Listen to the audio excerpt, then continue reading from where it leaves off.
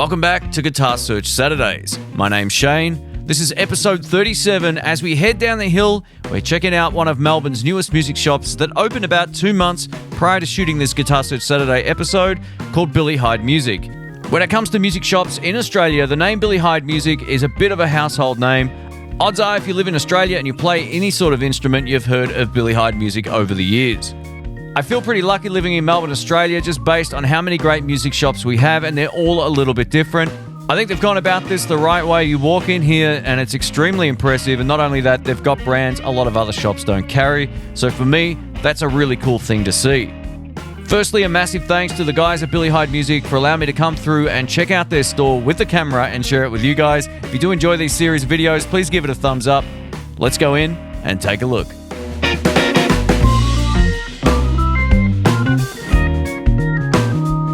This ground floor level is full of really cool drum gear, but we're here for guitars, but I thought I'd pan around and show you just how much stuff they've actually got. Heading up to the second floor, you only have to take a few steps and you're in guitar heaven. Take a look at this.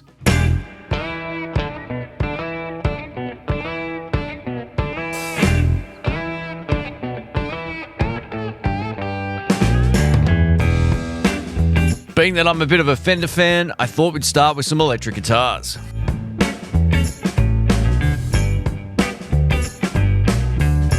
Here we have an Eric Johnson Signature Series Fender Stratocaster. One of the things that makes this unique are the pickups. We get a mix of Alnico 3 and Alnico 5 pickups. The bridge pickup is also wound a little bit hotter.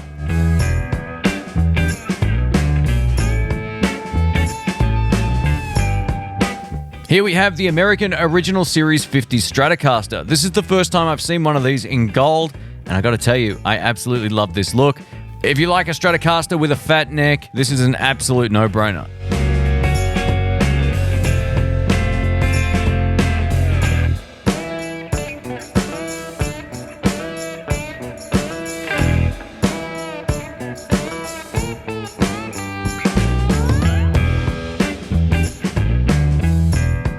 This relic guitar might not be for everybody, but I actually think it looks pretty cool. It's a 1958 heavy relic Strat. One of the differences with this one over a traditional vintage guitar is the fact that they use 6105 frets. I think that's a really great upgrade. 6105 frets will generally last a lot longer and also play a lot better than the traditional vintage ones. I haven't seen one of these Stevie Ray Vaughan Strats in such a long time in person, so it was great to see one, but it left me wondering two things. I thought maybe Fender should relic this to make it look a little bit more like the one that Stevie played, and it totally slipped my mind that these come with the reverse vintage style tremolo bridge. With that aside, I'm glad I've actually seen one again in person. Quite a beautiful guitar.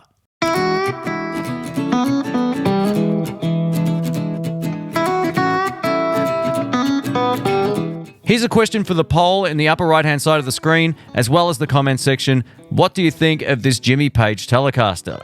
I'd be interested to find out.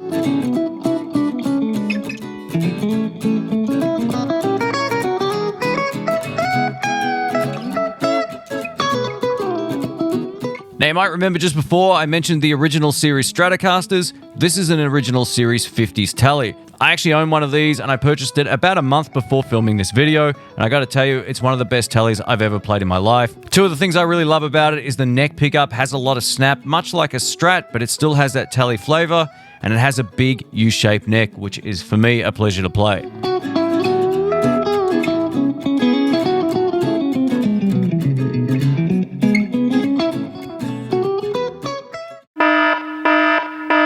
Please remain calm. We have our first official lefty sighting.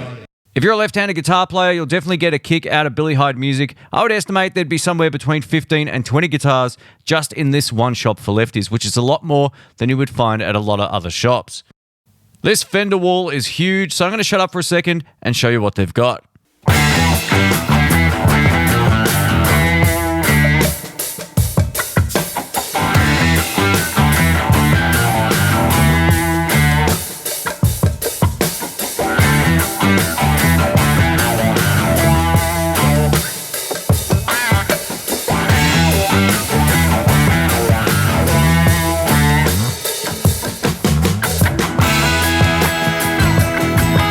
Here it is. This is the Eric Clapton Signature Series Stratocaster. I haven't seen one of these in ages, and it's great to see one hanging on the wall. There's a couple of things that makes the Clapton Strat a little bit different. It actually has an active boost circuit built in. So thanks to the 9-volt battery, you can power the TBX circuit, which is built in, and it functions as a preamp or volume boost straight into your amplifier. So that's how Clapton gets a lot of his tone. Well, it's actually in his hands, but that's another little trick up his sleeve. The second thing that really stands out as being unique on this Eric Clapton Strat is the neck profile. It's known as a soft V. This means it has more of a prominent point on the back of the neck profile. It's quite a bit different, but still really comfortable to play. Give it a go if you find one.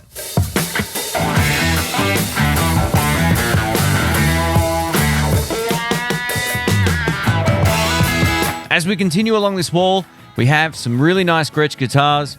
You might remember on a recent video, I poked fun at one, lightheartedly of course, about it missing a few pickups. We have that guitar here as well.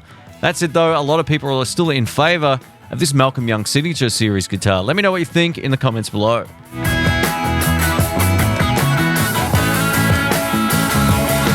Here we have the Gretsch G612-8T Players Edition Jet. While this particular guitar is shaped like a Les Paul, it sounds completely different thanks to those Gretsch pickups. These are awesome. If you're looking for something a little bit different, definitely give these a go, and it also features a Bigsby, which actually works. These are made in Japan, very high quality instrument, definitely worth a look.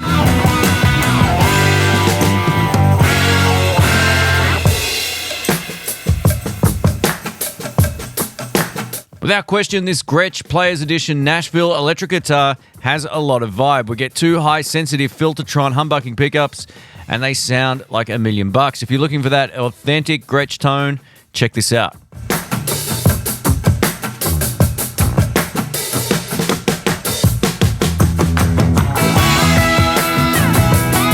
Let's check out some of the amplifiers they've got on hand as well. Now, there's all kinds of brands at this shop. I think Billy Hyde might have the most amount of Vox amps I've pretty much seen anywhere here in Melbourne. Pretty cool.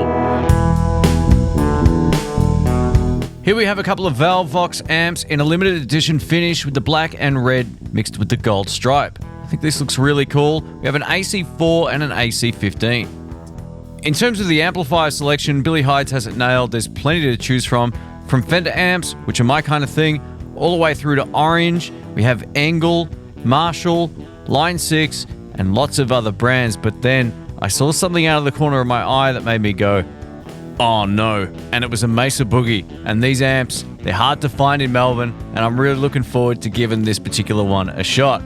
And here it is. This has to be one of the top requests for me to test, being that I'm a blues fan. This is the California Tweed from Mesa Boogie. I'm dying to try this. Let's grab a Strat and see how it sounds.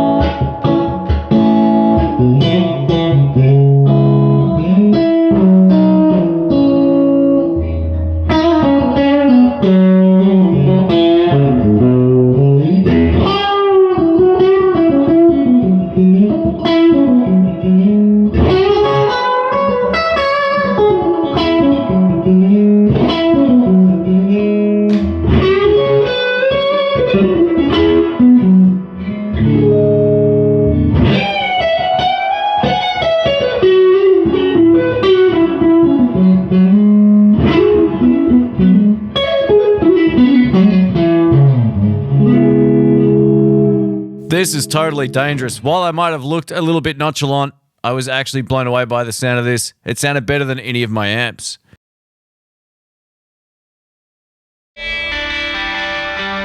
Here we have a great selection of frameless guitars, another brand that a lot of shops here in Melbourne, Australia don't stock.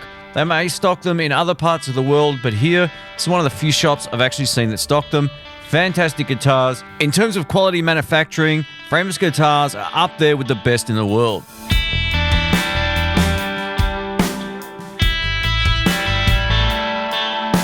For those who like to rock, shred, or gent, there's plenty of guitars here for that as well, including Schecter, Jackson, ESP, and Ibanez.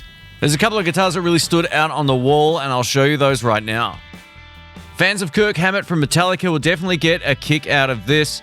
This is the Sparkle Ouija collection, and it's in the Sparkle Red. Now, while I personally wouldn't buy this for myself, I'm sure there'll be a lot of fans out there. All you need to complement this guitar is the Kirk Hammett wah pedal. You'll be sorted. Bad and dated jokes aside, I actually got a chance to meet Kirk Hammett one time here in Melbourne, Australia, and man, what a lovely guy. I'm only 5'8", and he was shorter than me. I couldn't believe it. Another clear standout was this Ibanez Steve Vai signature artist guitar.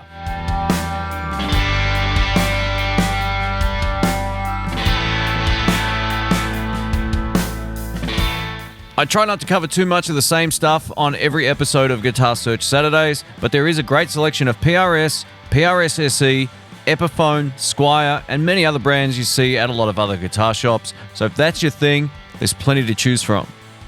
Let's go have a look at the acoustic room.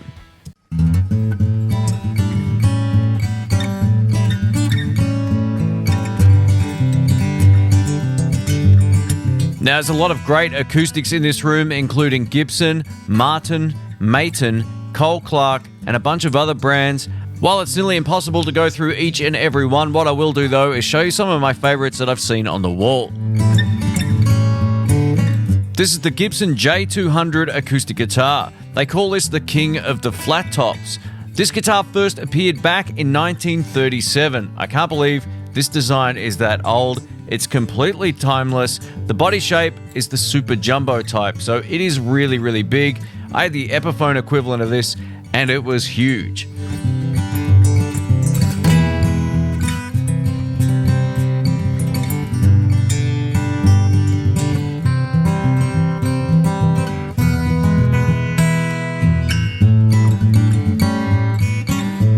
Here's a great little lefty from Gibson. This is the L00 Standard in a vintage sunburst finish. They call this the Blues Machine guitar. I would have really loved to have tried this on camera, but sadly I was unable to, being that there was someone just shredding next door. You wouldn't have heard it. I'll shut up for a sec and let you take a look at the rest of the room.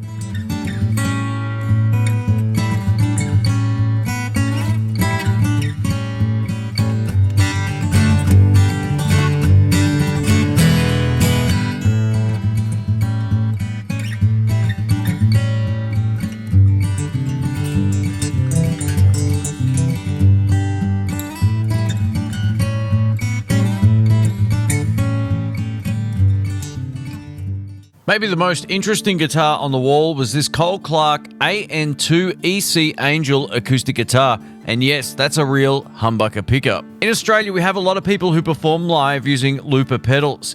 Now, they'll play acoustic and then they'll want to put maybe a different sort of distorted tone over the top. So this guitar was built for a very specific reason. One of the cool things about it is the fact that you won't get feedback if you're using the humbucker pickup. They've engineered this in a really smart way. It's not like just putting a pickup across the sound hole and then having to deal with all the feedback that comes from that. Cole Clark have really engineered something special with this guitar. It looks kind of crazy, but I dig it. While there were plenty of guitars in the acoustic room, there were all of these out in the main showroom. Check this out.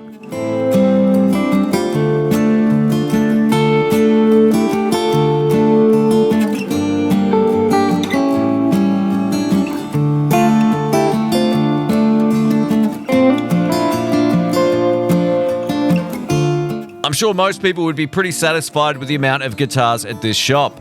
Let's take a look upstairs now at the top floor. This is pretty cool and very, very different. I love the idea of having a functional stage inside a store. Just in case you want to do a product demonstration or even do a gig or some sort of promo, it's great having a space that actually has a dedicated stage. This is cool.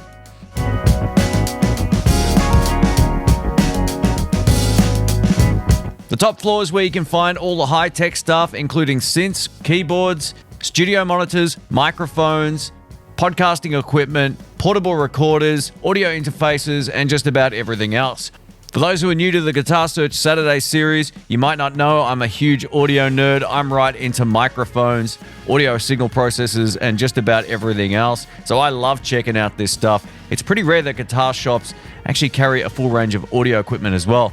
It's great to see a wide selection of microphones and not just ones for live performance. If you're a podcaster, for example, you can find some really great mics here. If you're into pedals, check this out.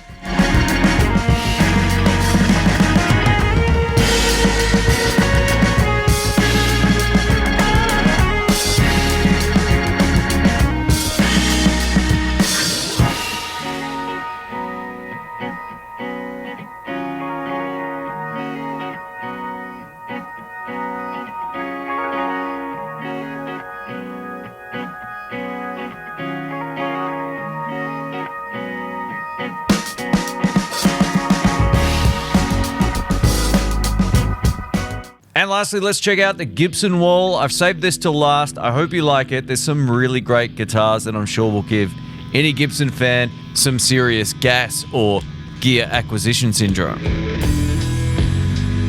And the first one we see is this, a 1958 Les Paul VOS. This 50s recreation of their Les Paul has that chunky C-shaped neck, which to me has always felt really great in my hands.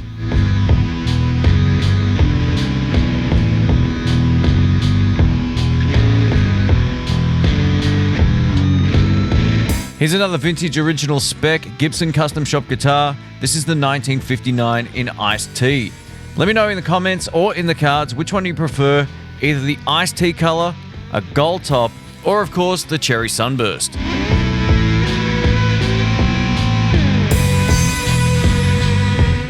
Since early 2019, I really feel like Gibson have stepped up their quality control on all of their guitars, which is why I've actually gone back to playing them after years of pretty much avoiding them. I don't really think Gibson guitars have ever been better, at least in recent times, than they are now. My two guitars of choice from Gibson is the 2019 Gibson Flying V and one of these. This Gibson Les Paul Special is one of the best Gibson Les Pauls I've ever played, period. What I love about it is the P90s absolutely sing, but what's better than that is a light Les Paul. These actually weigh far less than their Gibson Les Paul standards, so it's definitely worth giving a shot. And I also love the fact they've got binding on the fretboard edges. Awesome touch. While TV yellow might not be for everybody, I dig it.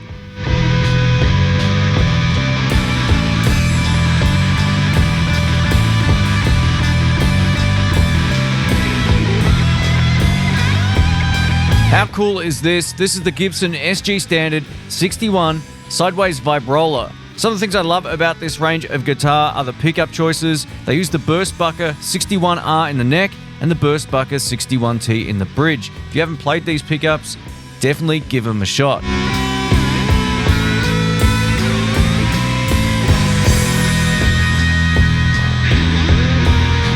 So you heard me just before mention the Burstbucker pickups. I've actually got a set in my left-handed Flying V, which is identical to this one. Obviously flipped around for a lefty.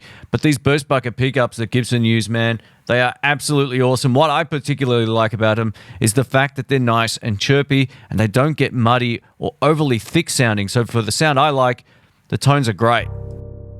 And that wraps up another Guitar Search Saturdays. Thank you so much for watching. This is episode 37, shot at Billy Hyde Music here in Melbourne, Australia. If you want to find out more about this store, I'll leave some links below. There's really a lot to like about this shop, from the underground parking all the way through to just the choices of guitars and brands that they stock. A lot of shops do carry Gibson and Fender, but when you walk in and you see completely different guitars on the wall, or many different guitars on the wall, even that's a good thing. So I really think Billy Hyde Music have done this the right way.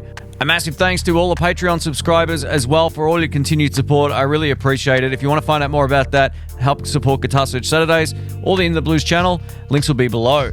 Now, one of the cool things about Patreon is it's opened up opportunities for more Guitar Search Saturdays in different areas. So stay tuned for that. I will have more episodes coming up a little bit later in the year. Thanks again for watching. My name's Shane. If you enjoyed the video, please give it a thumbs up. I'll also leave a link to the full playlist in the description below so you can click through and watch more episodes. Don't forget to subscribe and click the bell, and I will catch you on the next one. Thanks for watching. Catch you soon.